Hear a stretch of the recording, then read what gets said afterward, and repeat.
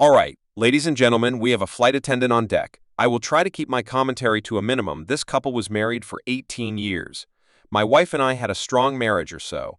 I thought she became a flight attendant at a very young age, 29, and she was very ambitious. Her family was wealthy because her father was a big real estate tycoon, but she wanted to make her own money. She traveled to many places, different countries, Europe and Canada, to name a few at the beginning of our marriage. She was very attentive, even when flying to all these different places. She always ensured she would reach out to me. Communication was strong. When she was with some of her other flight attendants, she always took selfies in different places, and it looked like she was having lots of fun. I was happy. For her, when she came home, we would enjoy each other's company until she had to travel again. I made sure she was taken care of mentally and financially. Flight attendants don't start out making a lot of money. She started making $35,000 per year, and she has been a flight attendant for almost 16 years. She is now up to $69,000 per year.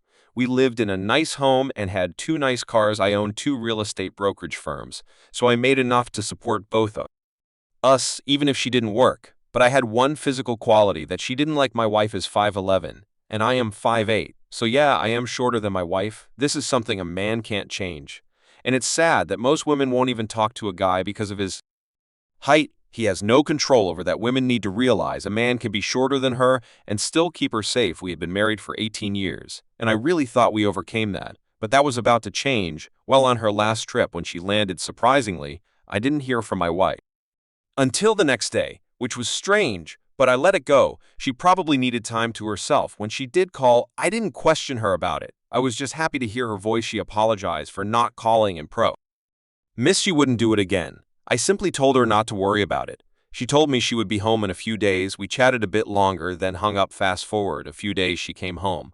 I picked her up from the airport, and it was a little strange because she didn't talk much. She is a blabbermouth when she comes home, but this time that wasn't the case. She was quiet. I asked her if everything was okay, and she said yes, and that she was tired. I didn't press her any further. I figured she would end up when she was ready. We got home, I fixed dinner, and we watched a movie together again. Not much talking. After the movie, she went upstairs and said she was going to bed. I told her I would be up shortly. Well, her actions were unsettling. When I walked into the bedroom, I thought she was asleep, but she was on her phone and quickly put it away. The only thing I said to her was, "I thought you were asleep," and she said one of her coworkers sent her some pictures of them. She finally went to bed, and I stayed up a little longer, just thinking about how strange her behavior had been since she came home the next morning. I got up early and went to the gym. I came home, and she was still asleep. I made breakfast and left a note telling her I would see her later. While I was at the office, another flight attendant who works with my wife, she is a good friend of mine, sent me a text asking if we could meet. I was perplexed, but I said sure. We met at a 24-hour diner. When we met, she had tears in her eyes. I was thin. "King, why is she crying?" She told me that my wife was cheating on me with one of the new flight attendants. I asked her if she was sure about what she was saying. She said yes, and she even heard them planning their next run. She showed me pictures, and I was in disbelief. I really didn't want to believe what I was seeing. Wanted to think there was another explanation for what I was seeing, but I knew in my gut that she was telling me the truth. I asked her why she was telling me this. She said that we had been friends for a long time, and she didn't want to see me get hurt. Then she said, "You know she is only married to you for your money." I was stunned. I never thought my wife would do something like this to me. I thanked her for telling me and went back to the office. My head was spinning. I couldn't focus on work. I had to make a decision, and I had to make it fast. I decided not to confront my wife when I got home. I wanted to do some research first. I didn't want her to know anything or how I found out she was cheating. When I got home, my wife wasn't there. I wasn't surprised, and she didn't tell me she was leaving. I quickly learned that in Rhode Island, if I could prove she cheated, she wouldn't be eligible for alimony. But I didn't want to just have my friend's pictures as proof. After all, it only showed them holding hands and hugging. But my friend said my wife was cheating. My next step was to call an attorney and ask him a few questions about divorce laws in Rhode Island and see what he tells me. Then I plan to hire a private investigator and pay for him to follow her, and that's exactly what I was going to do. As the days went by, I hadn't let my wife know anything. I kept playing it off, that our relationship was still going strong, taking her out to dinner, spoiling her with small gifts, flowers, anything to distract her. Fast forward a day, my wife tells me that in a couple of days she has to travel again. and she told me where she was going. She gave me all the information the day she told me that I reached out to my friend who told me my wife was cheating and asked if they were traveling again. To my surprise, she said they were not. I asked her again, "Are you sure?" She said yes. She even sent me a screenshot of her schedule. I was absolutely shocked. My wife lied to me at that moment. I called a private investigator right away and set up a meeting with him later that day. I met with the PI, gave him all the information, pictures of her and a picture of her friend who was relaying information to me. I told him that a good friend of mine was telling me that my wife was cheating on me with a fellow flight attendant and that my wife lied to me saying she was traveling for work again, but her friend told me she was not. I gave the private investigator everything, the screenshot my friend sent me and pictures of my wife. I hired him right then and there and told him to start right away the day my wife was supposed to leave. I kissed her goodbye and told her I would see her soon. She didn't say anything other than "I love you."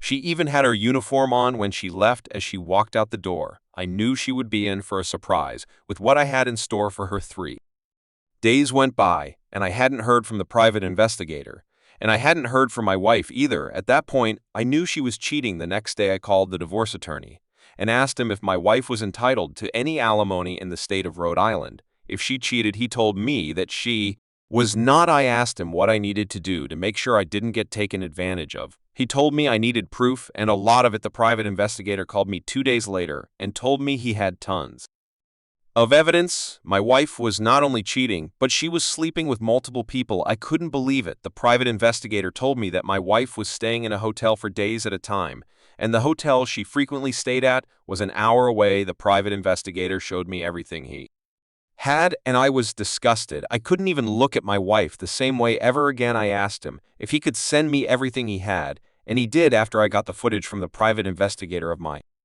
wife cheating and turned it over to my attorney. He told me from the looks of it I had an open and shut case and that he didn't think she would get any alimony. My wife was scheduled to come back in 2 days, and I had to act like everything was normal. So when she did come back, I asked her how her trip was. She said it was good and that she missed me. I told her I missed her too, and we hugged each other. As we hugged, I couldn't help but think about how she could lie so easily and how many other guys he was sleeping with. When my wife tried to initiate intimacy, I told her I wasn't in the mood, that I wasn't feeling well. I told her I might have food poisoning, which was a total lie. I just couldn't do it. I couldn't be intimate with her anymore. The thought of her being with other guys made me sick. The next morning, my wife had to work, but she had a layover in San Francisco and wouldn't be back for 3 days. This gave me the perfect opportunity to execute my plan while she was gone. I packed my things and moved out of the house. I didn't tell her I was leaving or where I was going. I moved into an apartment I owned, and then I left a note for my wife. The note said that I knew about everything, the cheating, the lying, and how she used me for my money. I told her I filed for divorce, and I would never come back. The best part was I didn't feel anything. I didn't feel sad or upset. I was just happy it was finally over. When my wife came back home, she was absolutely devastated. She tried calling me multiple times, and I ignored every call. She even sent me text messages apologizing for what she did and begged me to come back.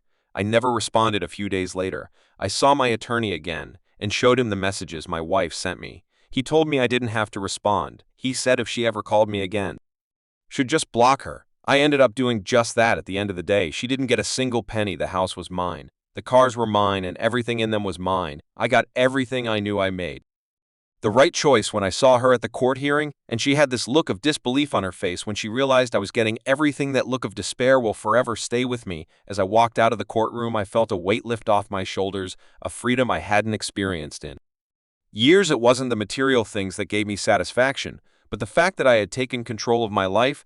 I had trusted her, invested years into a relationship that turned out to be hollow, and now it was as time to move forward. In the weeks that followed, I cut ties with our mutual friends. Most of them sided with her, painting her as a victim in the divorce. I wasn't interested in convincing anyone otherwise. The truth didn't need to be explained. It was something I lived with every day. I threw myself into my work. Expanding my brokerage firm's success became my new focus. It wasn't about revenge or proving anything to anyone. It was about building something I could be proud of. In the process, I discovered just how resilient I was. Business boomed, and with my newfound focus, I opened 2 more offices in nearby cities. Life was on an upward trajectory, but there were still scars. Trust was a hard thing to regain. especially trust in others and trust in myself to recognize the signs earlier I started.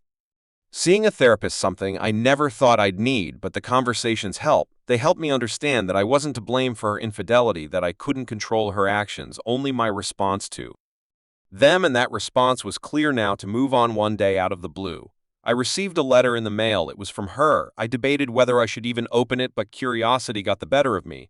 Her words were filled with remorse, but also an undercurrent of bitterness. She claimed that she never intended to hurt me and that the affair just happened. She admitted to using me for financial security, but also insisted that she once loved me even if those feelings had faded. There was no request for reconciliation, no plea for forgiveness, just an attempt to explain. She had left the airline, moved in with one of her flings.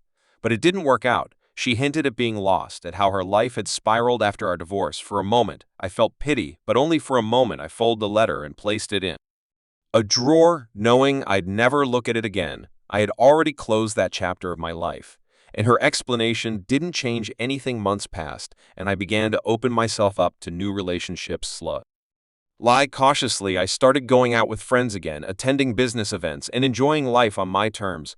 I even went on a few dates, though nothing serious. At first, I didn't want to rush into anything, but I did want to prove to myself that I could trust again, even if it took time. Then one evening at a charity event I was invited to, I met someone. Her name was Rachel.